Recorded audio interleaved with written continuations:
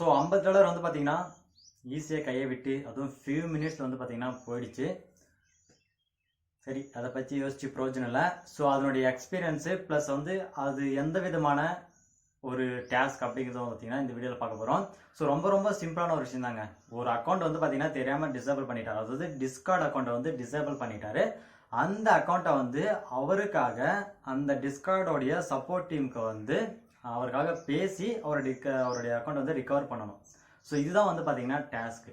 So நான் என்ன நினச்சேன் அப்படின்னா, இவருக்கு வந்து ரொம்ப வேலை இருக்கும் போல இருக்குது, அதெல்லாம் பண்ண இவருக்கு டைம் இல்லை போல இருக்குது அப்படின்னு சொல்லிட்டு சரி நான் பண்ணித்தரேன். ஏன்னா நமக்கு தான் வந்து பார்த்தீங்கன்னா ஒரு கொஞ்சம் எக்ஸ்பீரியன்ஸ் இருக்குல்ல, இந்த மாதிரி ஆண்டெக்ஸ் டோலுக்கா இல்லைனா பேபால் அப்புறம் அந்த கூகுள் ஆட்சன்ஸ் இந்த மாதிரி கஸ்டமர் சப்போர்ட்டுக்கெல்லாம் நான் கான்டாக்ட் பண்ணி நிறைய எக்ஸ்பீரியன்ஸ் இருந்துச்சு. ஸோ இதை சொன்னதே தான் நான் வந்து பையர் ரிக்வெஸ்ட்லேயும் வந்து நான் ரிக்வெஸ்ட் கொடுத்துருந்தேன்.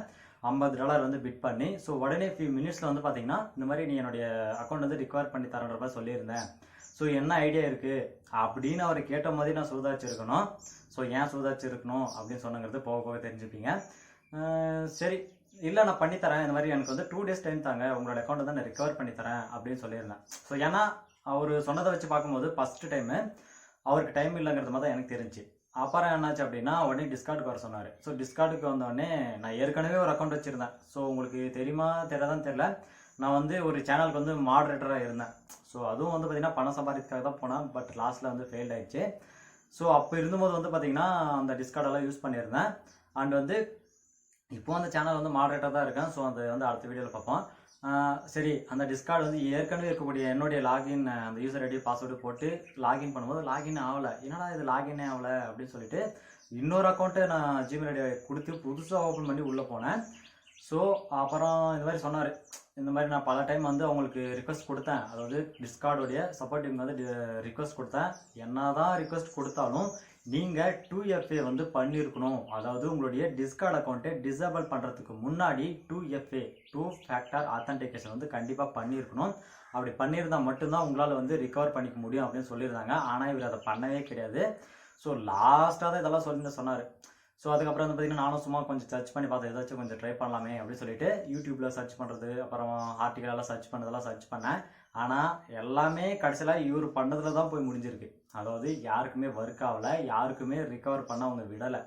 2FA பண்ணியிருந்தால் மட்டும்தான் ரிகவர் பண்ண முடியும்னு அழுத்தமாக சொல்லிட்டாங்க. சரி, இதுக்கு மேலே நம்ம வந்து ஓவராக சீன் போட்டுக்கிட்டு இல்லை ப்ரோ நான் பண்ணித்தரேன் அதாவது ஏதோ ஒரு படம் காமெடி வந்துச்சு. சரி, நேற்றெல்லாம் அது ஞாபகம் இருந்துச்சு, இப்போ அது மறந்துருச்சுங்க. சரி விட்டுருங்க, அது காமெடி வரல. ஸோ அவங்க அழுத்தமாக சொல்லியாச்சு, அவங்களே சொல்லியாச்சு, அந்த அதுக்கு சொந்தக்காரங்களே சொல்லியாச்சு முடியாதுன்னு சொல்லிட்டு. இதில் நாம் எங்கே போய் அதை பண்ண முடியும்?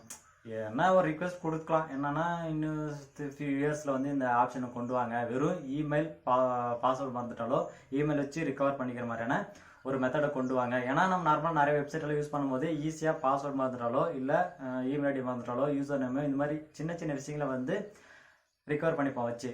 ஸோ அந்த மாதிரி அவங்க வந்து கொடுக்கறது கிடையாது. வெறும் 2FA மட்டும் பண்ணியிருந்தால் தான் அவங்க வந்து இது பண்ணுவாங்க. ஸோ இந்த மாதிரி பிரச்சனை ஆகிடுச்சு. சரி, இதுக்கு மேலே நம்ம ஏமாத்தினா அது நல்லா இருக்கா சொல்லிட்டு நான் மெசேஜ் பண்ணிட்டேன். ஸோ நீங்கள் வந்து டிசேபிள் பண்ணது பண்ணிட்டீங்க. எல்லாருக்கும் யூடியூப் கமெண்ட்ஸ்லாம் நிறைய படித்து பார்த்துட்டேன், யாருக்குமே வந்து அது ஒர்க் ஆகலை. ஸோ நீங்கள் என்ன பண்ணுறீங்க அப்படின்னா உங்ககிட்ட இருக்கிற யூடியூப் சேனலை வச்சு மறுபடியும் ஒரு டிஸ்கார்ட் அக்கௌண்ட்டை கிரியேட் பண்ணி ஹார்ட் ஒர்க்கை போட்டு மறுபடியும் அந்த ஃபாலோவர்ஸை கொண்டு வந்துக்கோங்க. இப்போ அந்த காமெடி ஞாபகம் வந்துச்சு. என்ன காமெடி அப்படின்னா, நம்ம தமிழன் படத்தில் வந்து தளபதி சொல்வார், வாய்க்கா பிரச்சனைன்னு சொல்லிட்டு போகும்போது இவ்வளோ செலவாகுது, அதாவது 2 பேர் வாய்க்கா பிரச்சனை அப்படின்னு சொல்லிட்டு வந்தீங்கன்னா இவ்வளோ செலவாகுது, நீங்கள் அதுக்கு சமாதானமாக போயிடுங்க அப்படிங்கிற மாதிரி சொல்லியிருப்பார்ல. ஸோ அதே மாதிரி தான் நானும் அவருக்கு வந்து பார்த்தீங்கன்னா ஒரு அட்வைஸாக கொடுத்துட்டேன். நீங்கள் என்ன தான் வந்தாலும் கடைசியில் உங்களுக்கு இந்த ஆன்சர் தான் கிடைக்க போகுது அப்படின்னு சொல்லிட்டு அதுக்கப்புறம் அவருடைய ரிக்வஸ்ட் வந்து அந்த பையர் ரிக்வஸ்ட் வந்து எடுத்துட்டாரு. ஸோ இதில் மெயினான ஒரு பெனிஃபிட் என்ன அப்படின்னு பார்த்தீங்கன்னா, என்னோட எக்ஸ்பீரியன்ஸ் தான் பெனிஃபிட்டான்னு கேட்டிங்கன்னா அது நீங்கள் எடுத்துக்கிறத பொறுத்து. பட் உங்களுக்கு இன்னொரு பெனிஃபிட் என்ன அப்படின்னா, கண்டிப்பாக நீங்கள் பையர் ரிக்வெஸ்ட் வந்து யூஸ் பண்ணி ஆகணும்.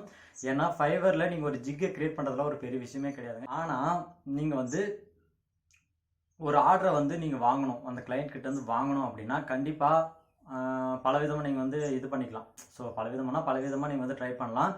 ஒன்று வந்து நீங்கள் போர்ட்ஃபோலியோலேருந்து எல்லாமே நீங்கள் என்ன ஒர்க்கை கொடுக்குறீங்களோ அதுக்கான ஏற்கனவே ஒர்க் பண்ண அந்த எக்ஸ்பீரியன்ஸ் அந்த இதெல்லாம் வந்து பார்த்தீங்கன்னா அட்டாச் பண்ணிவிட்டு அப்படி வந்து நீங்கள் வந்து ஒர்க் பண்ணலாம்.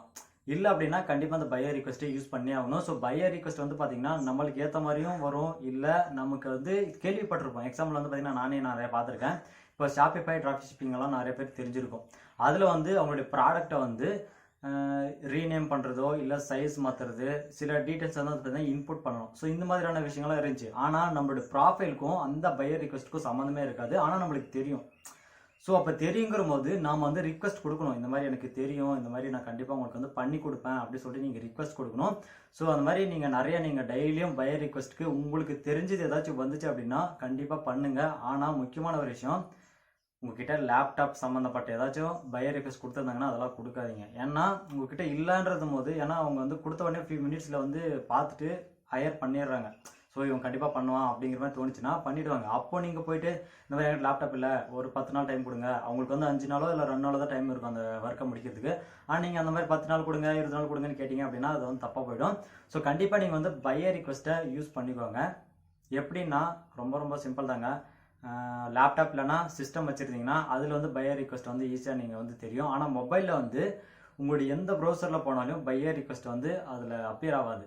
ஸோ ஒரே ஒரு சான்ஸ் என்ன அப்படின்னா, நீங்கள் வந்து உங்களுடைய மொபைல்லே இன்ஸ்டால் பண்ணிவிட்டு அதில் வந்து பார்த்தீங்கன்னா பையர் ரிக்வெஸ்ட் வந்து இந்த மாதிரி இருக்கும். ஸோ அதை வந்து நீங்கள் கொடுத்து டெய்லி செக் பண்ணி பாருங்கள். உங்களுக்கான டாஸ்க் உங்களுக்கு ஏற்ற மாதிரி ஏதாச்சும் ஒரு டாஸ்க் வருதான்னு சொல்லிட்டு பார்த்துட்டு கண்டிப்பாக பண்ணுங்கள். கண்டிப்பாக நீங்கள் சக்ஸஸ் ஆவீங்க. ஸோ நானும் இன்னும் ஏதாச்சும் கண்டிப்பாக நல்லா எஃபர்ட் போட்டு ட்ரை பண்ணி உங்களுக்காக நான் ஏதாச்சும் கண்டிப்பாக நான் கொடுப்பேன். அண்ட் ஏதாச்சும் டவுட் இருந்துச்சுன்னா கேளுங்க. இதனுடைய எக்ஸ்பீரியன்ஸ் தான். அடுத்த வீடியோவில் பார்ப்போம்.